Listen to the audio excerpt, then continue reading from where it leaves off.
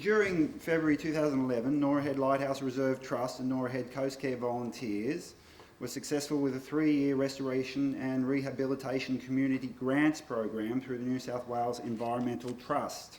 The grant was awarded for the restoration of a 14-hectare site surrounding Norah Head Lighthouse, which is located on Norah Head, a prominent coastal headland located in the Wyong Shire, New South Wales. The headland has extensive Aboriginal and colonial history. The local Darkinjung people place great significance to this landscape, and traces of pre-colonial history are throughout the reserve.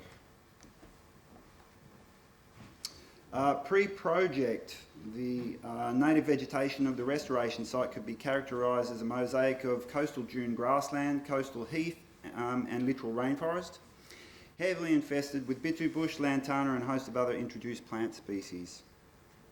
In the southern section of the reserve, a former gravel quarry remained largely denuded of vegetation. Road and track development, filling and levelling, ocean outfall works and historic lighthouse construction have impacted in the northern portion of the reserve. Access throughout the site proved extremely difficult with dense long-term weed infestations, senescing and collapsed leptospermum thickets and steep erodible coastal cliffs and slopes, some requiring abseil rope access. Contract bush regen commenced during April 2011 with BARCC as the principal bush regeneration contractors. The project ecologist established 6 control and monitoring quadrats for Bitou Bush, Lantana and native vegetation monitoring. The project ecologist also commenced animal, fungi and site-wide vegetation monitoring and recording. Contract works commenced in the former quarry area and extended downslope of the volunteer managed areas in the southern section of the site. Selective foliar spray of dense Bitou Bush with gas gun was undertaken in accessible areas, whilst leaving Bitou Bush barriers to unwanted pedestrian access and barriers to protect more sensitive native vegetation from strong salt-laden coastal winds. Hand removal of Bitou Bush, Lantana, Ochna and Cape Ivy and other weed species was undertaken amidst dense native vegetation where off-target damage would have been excessive. As the Bitou and Lantana skeletons dried to a brittle state, they were trampled to provide a ground layer of mulch. This also facilitated access. You can see in this picture here the yellow flowering Bitou Bush, the satellite photo.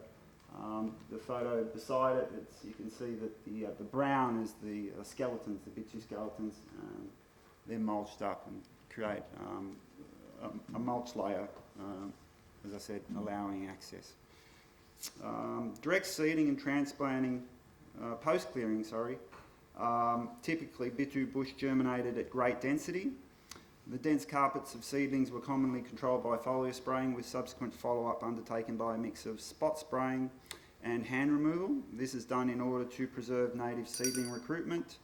Repeated hand pulling provides general soil disturbance to trigger additional regeneration. Direct seeding and transplanting have been used to good effect by volunteers. Microlina, Themida, Canavalia, Acacia species, Carpobrodus and Dianella, amongst others, have been used for direct seeding, while Zoysia macrantha and Carpobrodus transplant well during cooler months. Norah Head is dominated by geology of Marmora conglomerate. The highly erodible substrates were quarried in the southern section of the reserve and have presented ongoing erosion control issues.